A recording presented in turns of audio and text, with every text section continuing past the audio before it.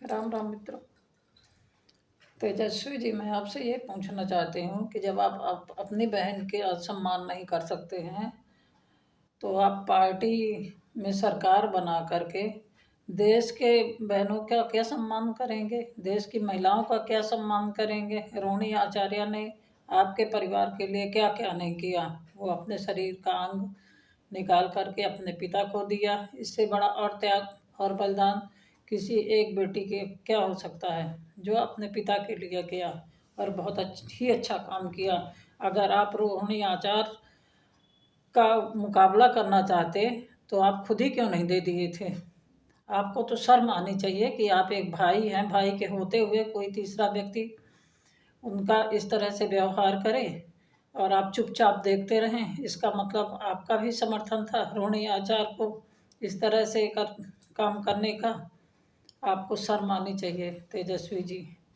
मुझे तो बहुत दुख होता है कि आप एक भाई हैं, राजनीति में इस तरह से आप अंधे हो गए कि बहन का इस तरह से अपमान करते हैं और अपमान होते देख रहे हैं।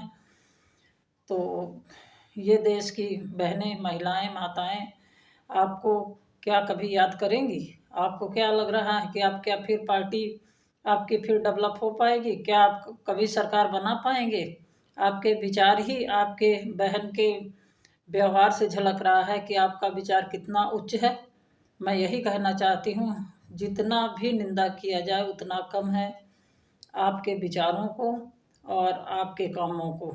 लेकिन मैं लालू जी से विनम्र निवेदन करती हूँ कि आप अपने बेटी और अपने परिवार पे ध्यान दीजिए। आप जिस तरह से सम्मान करते हैं देश और बिहार की माँ बहनों का, बेटियों का, आपके रहते आपके बेटियों के साथ में इस तरह से दुर्व्यवहार ना हो। बेटी इस तरह से रोकर घर से ना निकले।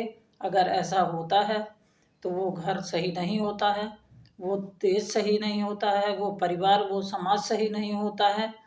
बेटी तो बेटी होती है। बेटी के लिए पिता के घर का रास्ता हमेशा खुला रहता है। वो बेटी कल रो कर निकली है, जो कि देखा नहीं जा सकता था।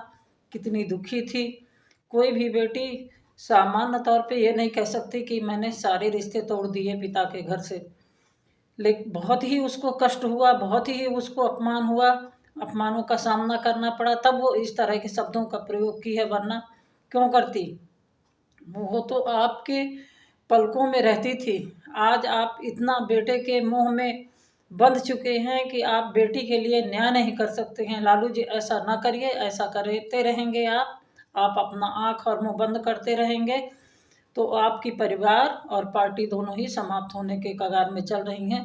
प्लीज़ लालू जी, आपको विशेष करके आग्रह है कि आप उठिए और कुछ बोलिए अपने लिए, अपने बच्चों के लिए, इस देश के लिए, इस समाज के लिए, इस परिवार के लिए।